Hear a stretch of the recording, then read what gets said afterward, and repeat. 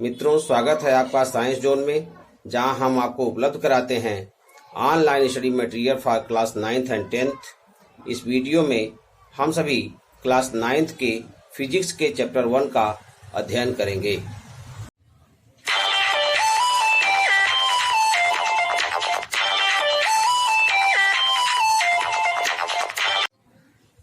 मित्रों, अब तक हम लोगों ने पढ़ा गति क्या है, what is motion, that is types of motion and comparative motion. 3 बिंदुओं पर हम लोगों ने अब तक चर्चा किया है। गति क्या है, कितने प्रकार की होती है और तुलनात्मक गति से हम क्या समझते हैं। आज हम लोग अदिश एवं सदिश राशियों की चर्चा करेंगे, लेकिन उससे पूर्व हम लोग जान लें ये राशियां क्या हैं। अर्थात भौतिक विज्ञान में राशि किसे कहते हैं। राशियों को भौतिक विज्ञान में भौतिक राशियां कहते हैं। राशियों को भौतिक विज्ञान में भौतिक राशियां कहते हैं। अब ये भौतिक राशियां क्या हैं? भौतिक राशियां वे राशियां हैं जिनका प्रत्यक्ष रूप से मापन किया जा सकता है। भौतिक राशियां वे राशियां हैं जिनका प्रत्यक्ष रूप से मापन किया जा सकता है। अब ये भौतिक राशियों का प्रत्यक्ष रूप से मापन कैसे करेंगे? हम जानते हैं कि कोई भी राशि होगी, हम एक एग्जाम्पल ले लें। हमने ले लिया 20 किलोग्राम, 20 मीटर, 10 सेंटीमीटर, 10 लीटर। हमने 4 प्रकार के मात्रक इसमें यूज किए हैं। किलोग्राम जो द्रव्यमान का मात्रक है, मीटर जो कि लंबाई का मात्रक है, सेंटीमीटर जो कि लंबाई का मात्रक है, और लीटर जो कि द्रव्यमान का यह भी मात्रक है, लेकिन ये द्रव पदार्थों को मापने के लिए प्रयोग में लाया जाता है। अब इनके आगे 20, 20, 10, 10 हमने इस प्रकार की राशियों को लिखा हुआ। इस प्रकार किसी भी भौतिक राशि को दर्शाने के लिए 2 चीजों की आवश्यकता होती है। एक ये संख्यात्मक मान, जिसको कहते हैं संख्यात्मक मान,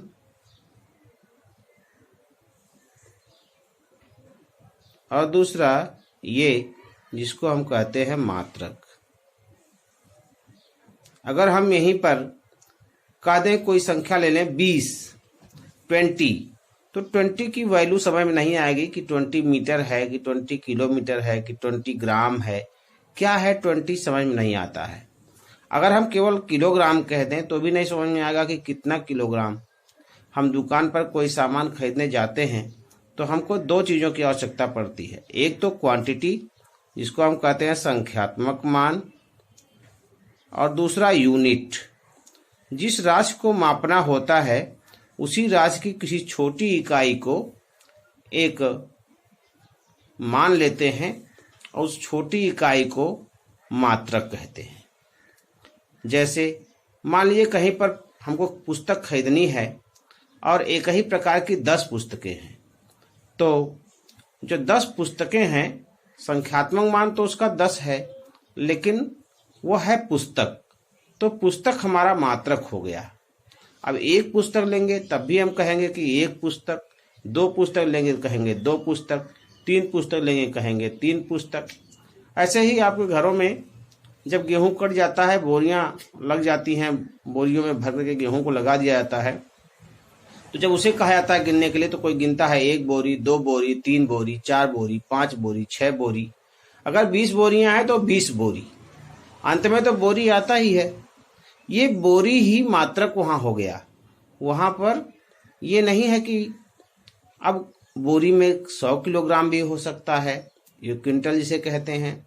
बोरी 50 किलोग्राम की भी हो सकती है, बोरी 30 किलोग्राम की भी हो सकती है। आपने एक निश्चित अनुमान से भर के और बोरियां लगा दी और तो हम उसको बोरी में गिन लेते हैं। इस प्रकार से बोरी एक बड़ी मात्रक हो गई। उसमें 50 किलोग्राम भरा हुआ है एक बोरी में, तो हम 50 बोरी अगर है तो 50 गुणे 50 हम कर लेंगे तो उतना किलोग्राम हमारा प्राप्त हो जाएगा। इस प्रकार किसी भी भौतिक राशि को व्यक्त करने के लिए दो चीजें चाहिए, एक संख्यात्मक मान चाहिए और दूसरा उसका मात्रक चाहिए। भौतिक राशियों को व्यक्त करने के लिए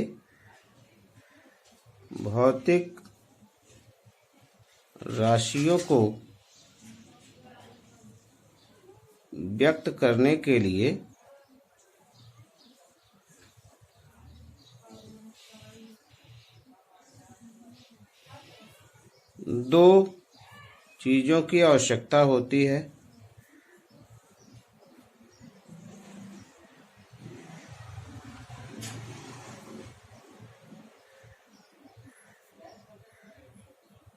पहला उसका संख्यात्मक मान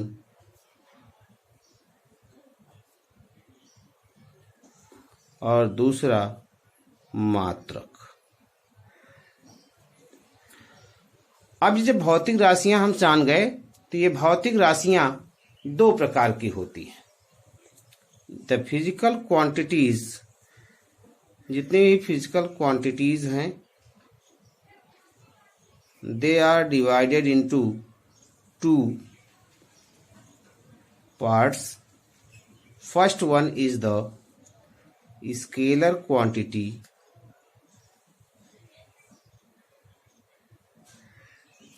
and second one is the vector quantity.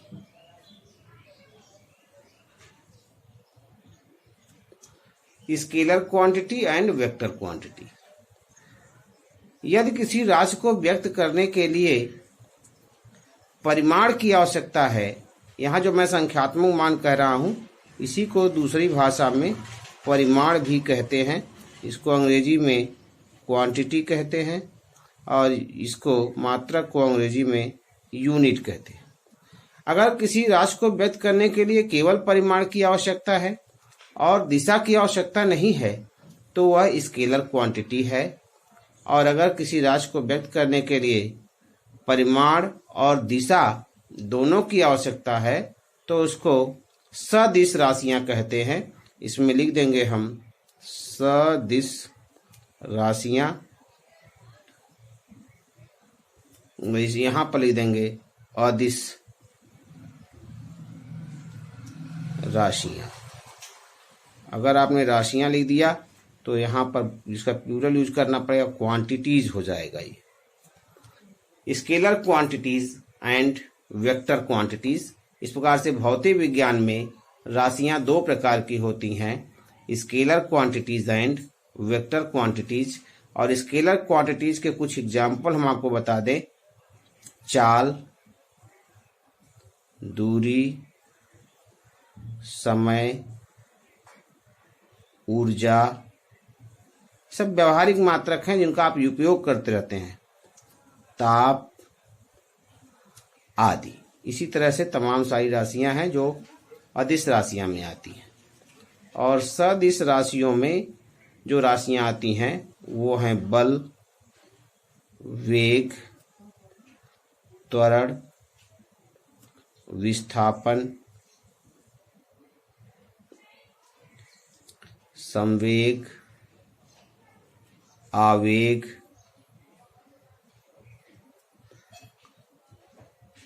आदि। इस प्रकार से तमाम राशियां हैं जो वेक्टर क्वांटिटीज में आ जाएंगी। तो एक बार फिर मैं बता दूं, अदिश राशियों में केवल परिमाण की आवश्यकता होती है, दिशा की आवश्यकता नहीं होती। और सदिश राशियों में परिमाण और दिशा दोनों की आवश्यकता होती है। मैं यहाँ एक बार दे देता हूँ, इसमें केवल परिमाण चाहिए इसके लिए, और इसके लिए हमको परिमाण प्लस दिशा दोनों चाहिए। अगर ये दोनों है तो सदिश है और दोनों नहीं है तो अदिश है। जो सदिश राशियां हैं उनको व्यक्त करने के लिए उन राशियों के संकेताक्षर के ऊपर एक तीर लगा देते हैं। संकेताक्षर जहां लिखेंगे उनका, उसके ऊपर ऐसे एक तीर लगा देंगे तो हम जान जाएंगे कि यह सदिश है। जैसे वेग को हम ले लें, वेग वेलोसिटी को ले लें अगर हम, तो यहाँ पर v के ऊपर ऐसे तीर लगा देंगे तो हम जान जाएंगे कि ये सदिश है। जबकि अगर हम यहाँ पर चाल को लेंगे, चाल भी v से प्रदर्शित करते हैं, लेकिन v अगर हमने ऐसे दिखा दिया तो इसका मतलब यह हुआ कि ये अदिश है। अगर वेक्टर लग गया, इसके ऊपर चिन्ह लगा, तीर लग गया, तीर को वेक्टर कहते हैं और उसी वेक्टर से यह क्वांटिटी बनती है। अगर तीर लगाया है तो वेक्टर क्वांटिटी है, तीर नहीं लगाया है तो स्केलर क्वांटिटी है। कई बार हम सुनते हैं differences between scalar and vector quantities को कैसे व्याख्या करें। सदिश और अदिश राशियों में क्या अंतर है, बार बार परीक्षा में आता है, इस तरह इसको दे रहा हूं मैं आपको। अदिश राशि की जब हम बात करें तो इन्हें व्यक्त करने के लिए केवल परिमाण की आवश्यकता होती है, दिशा की आवश्यकता नहीं होती। और सदिश की जब चर्चा करते हैं तो इन्हें व्यक्त करने के लिए परिमाण एवं दिशा दोनों की आवश्यकता होती है। सदिश राशियों की जहां हम चर्चा कर रहे हैं, वहीं पर अदिश की बात जब दूसरा पॉइंट लेंगे तो अदिश राशियों को गणित के साधारण नियमों के अनुसार जोड़ा, घटाया या गुणा भाग किया जा सकता है। जबकि जब हम सदिश राशियों की बात करते हैं तो इसमें गणितीय नियमों के अनुसार जोड़, घटा तथा गुणा भाग नहीं कर सकते। और फिर एक बार तीसरा बिंदु लेंगे तो इन्हें एक अक्षर या एक संख्यात्मक मान द्वारा व्यक्त किया जा सकता है। जैसे समय को टी अक्षर से प्रदर्शित करते हैं। सदिश की बात करें तो इन राशियों के ऊपर तीर लगाकर इनका निरूपण किया जाता है। जैसे ये त्वरण है ए, इसके ऊपर ऐसे तीर लगा देंगे तो हो जाएगा ये सदिश है। इस प्रकार सदिश और अदिश राशियों में अंतर।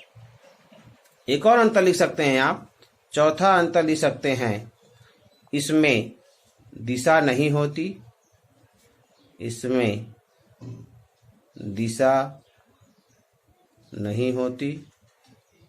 ऊपर यदि लिखा हुआ है और इसमें लिख सकते हैं इसमें दिशा होती है, इसमें दिशा होती है। हालांकि ऊपर लिखा हुआ है कि परिमाण एवं दिशा दोनों की आवश्यकता होती है, फिर भी अलग से लिख सकते हैं आप। इस प्रकार सदिश और अदिश राशियों में ये डिफरेंस हम सभी को आ जाएगा और ये हमारा 4 नंबर का क्वेश्चन है, तैयार हो जाएगा। तो अगला पॉइंट है डिस्टेंस एंड डिस्प्लेसमेंट। इसमें 2 पॉइंट्स हो गया। एक हो गया डिस्टेंस, जिसको हम कहते हैं दूरी। किसी गतिमान वस्तु द्वारा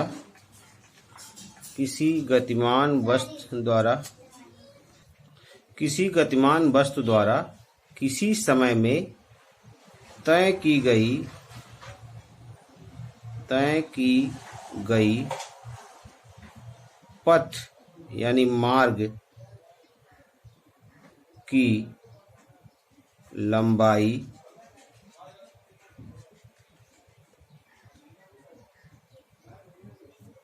दूरी कहते हैं।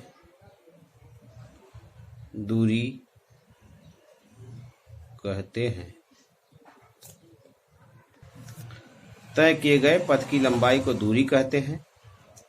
दूरी बराबर एक फार्मूला लगता है, दूरी इक्वल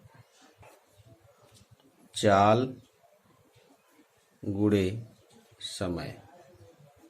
दूरी एक अदिश राशि है और यम के एस तथा एसआई प्रणाली में इसका मात्रक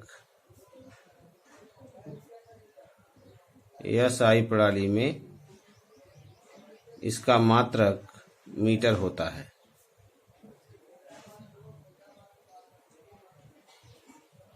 इसका मात्रक मीटर होता है। इसी प्रकार से विस्थापन डिस्प्लेसमेंट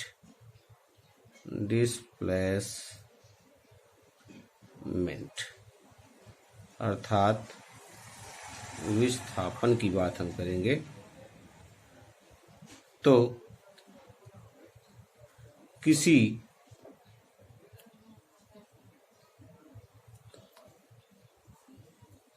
गतिमान वस्तु द्वारा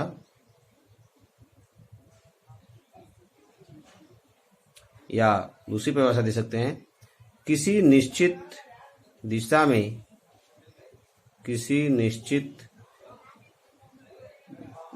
में गतिमान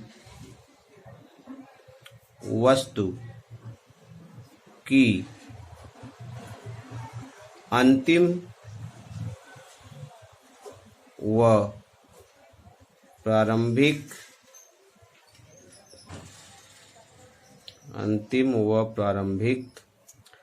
स्थितियों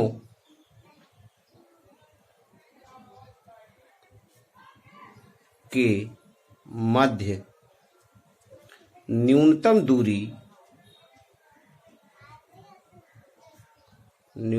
दूरी विस्थापन कहलाती है।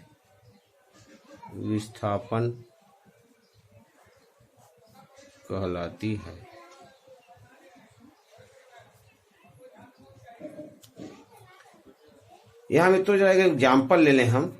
मान लीजिए कोई ए बिंदु है, कोई बिंदु है ए और यह कोई बिंदु है बी।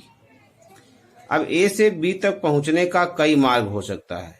एक तो ये हमारा सीधा मार्ग हो गया, यहाँ से यहाँ पहुंच गया वस्तु। एक दूसरा यहाँ से चली वस्तु यहाँ ऐसे होकर के आ गई। एक तीसरा मार्ग हो गया हमारा, ये यहाँ से होकर के आई। एक चौथा मार्ग हो गया कि वस्तु यहाँ से यहाँ आ रही है। एक पांचवा मार्ग हो गया है, ये यहाँ से यहाँ वस्तु आ रही है। अब आ रही है, हर मार्ग पर ही जाने का मार्ग भिन्न भिन्न है, पहुंच रही है ए से बी तक ही। तो ए से बी तक की जो न्यूनतम दूरी है वो हमारी इस रेखा द्वारा व्यक्त की जा सकती है।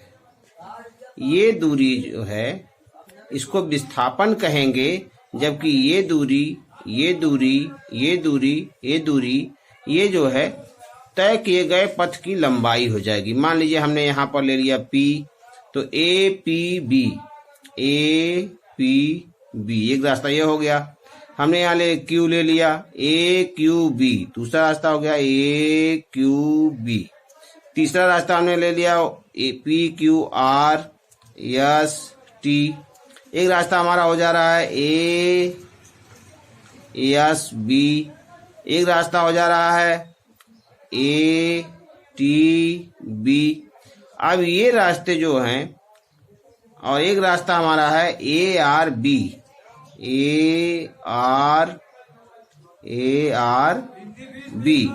ये 5 रास्ते हैं। इन पांचों रास्तों को हम दूरी कह सकते हैं, लेकिन जो सबसे शॉर्टेस्ट रास्ता है ARB, इस रास्ते को ही केवल हम विस्थापन कहते हैं। इस प्रकार दो बिंदुओं के बीच न्यूनतम दूरी को विस्थापन और भिन्न भिन्न मार्गों से चल करके आई वस्तु के लिए दूरी शब्द प्रयोग किया जाएगा। इसको दूरी कहेंगे और ये विस्थापन कहलाएगा। इस प्रकार दूरी और विस्थापन दोनों आपके समझ में आ गया होगा। विस्थापन एक सदिश राशि